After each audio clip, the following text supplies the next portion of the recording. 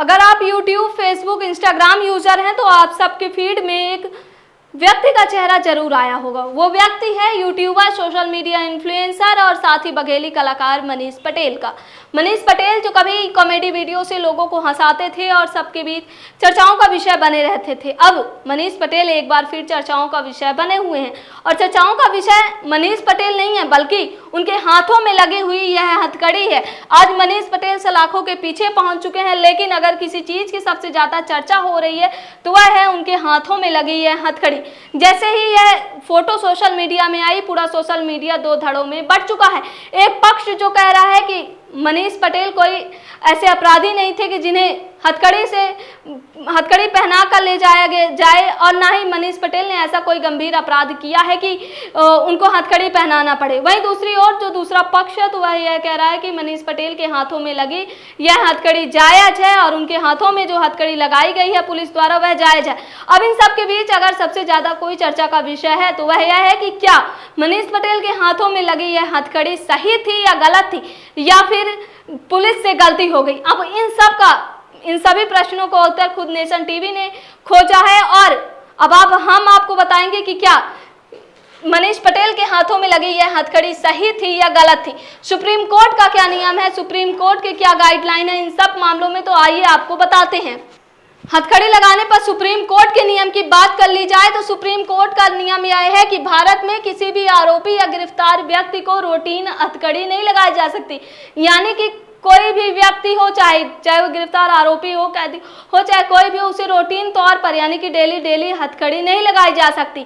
और यह कोई नियम नहीं है बल्कि अपवाद है। यानी सुप्रीम कोर्ट ने सीधे तौर पर कहा है कि हथकड़ी लगाना अपवाद है, कोई नियम नहीं है। यानी कि जब पुलिस को लगे या कुछ चीजें हो तब किसी व्यक्ति को हथकड़ी लगाई जा सकती है, लेकिन वह नियम नहीं है कि जो भी व्यक्ति गिरफ्तार है उसको हथकड़ी लगाई ही जा सके।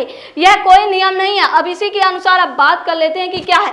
सुप्रीम कोर्ट द्वारा एक बेंच की सुनवाई की जा रही थी और बेंच की सुनवाई के दौरान भी कई फैसले दिए गए। आपको बता दें कि बहस के दौरान यह पूरा जो मामला था वह निकल कर आया था। तो यह मामला था प्रेम शंकर शुक्ला वर्सेस दिल्ली एडमिनिस्ट्रेशन।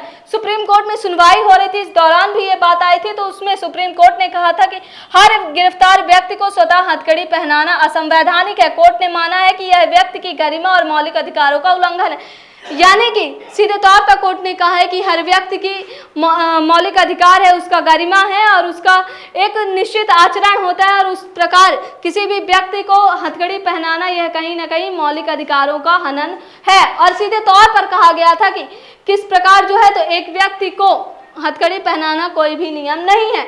इसी प्रकार एक दूसरा भी मामला था, उसमें citizens of democracy versus state of Assam की सुनवाई हो रही थी। उस दौरान भी सुप्रीम कोर्ट ने कहा था कि हथकड़ी अंतिम विकल्प होनी चाहिए। पुलिस को कारण बताना होगा कि हथकड़ी क्यों जरूरी थी, बिना उचित कारण के हथकड़ी लगाना गलत है। यानी कि इस सुनवाई के दौरान सुप्रीम कोर्ट ने माना था कि खुद पुलिस को बताना होगा कि संबंधित व्यक्ति को क्यों हथकड़ी लगाई गई थी और क्या कारण थे जिससे उसे हथकड़ी लगाना पड़ा। हालांकि आपको बता दें कि पुलिस को भी अब पूरा चीज बताना होगा कि क्यों किसी व्यक्ति को हथकड़ी लगाई गई थी और क्यों, पूरा कारण के साथ विवरण देना होगा, तब जाके किसी भी व्यक्ति को हथकड़ी लगाई जा सकती है। इसी प्रकार अब बात कर लेते हैं कि किन परिस्थितियों में किसी भी व्यक्ति, किसी भी गिरफ्तार आरोपी के ऊपर हथकड़ी लगाई जा सकती है। हथकड़ी लगाने में जो परिस्थितियां शामिल हैं उसमें यह है कि आरोपी के भागने की आशंका हो या पुलिस को ये लगे कि आरोपी जो है तो भाग सकता है।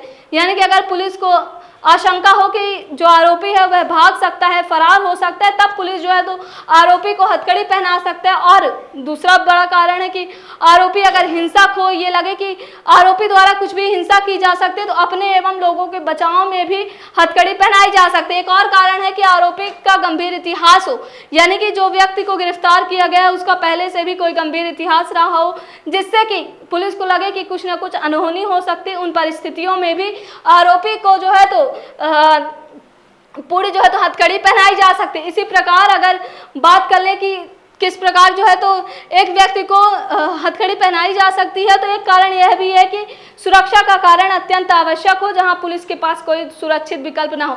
यानी कि जहां पुलिस को लगे कि यहाँ अब मेरे पास कोई विकल्प नहीं है, अगर वहां पे हथकड़ी पहनाने से चीजें सॉल्व हो सकती है तो पुलिस बिल्कुल हथकड़ी का उपयोग कर सकती है। इसी प्रकार अब पुलिस को क्या करना जरूरी है, यानी कि हथकड़ी के दौरान पुलिस को क्या करना जरूरी है, कारण रिकॉर्ड में लिखना होगा, पुलिस को लिखित रूप से बताना होगा कि हथकड़ी क्यों लगाई गई।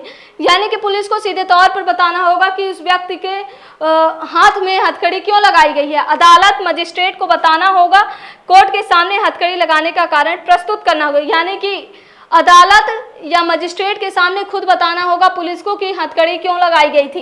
केवल सुविधा के लिए हथकड़ी नहीं, सिर्फ इसलिए कि आरोपी को ले जाना आसान हो जाए, हथकड़ी नहीं लगाई जा सकती। यानी कि सीधे तौर पर यह कहा जा रहा है कि केवल इसलिए नहीं कि आरोपी को ले जाने में आसानी हो इसलिए हथकड़ी लगा दी, यह कोई विकल्प नहीं है।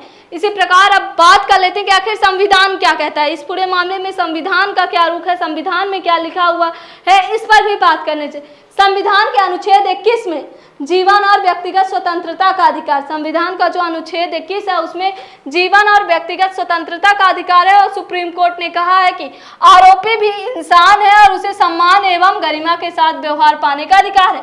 यानी कि सुप्रीम कोर्ट का कहना है कि जो आरोपी है, जो व्यक्ति है, वह भी सम्मान और गरिमा के साथ व्यवहार पाने का अधिकार है। यानी सीधे तौर पर कहा गया है कि जो आरोपी है उसको भी उसी प्रकार सम्मान और गरिमा मिलनी चाहिए जैसे अन्य लोगों को मिलता है।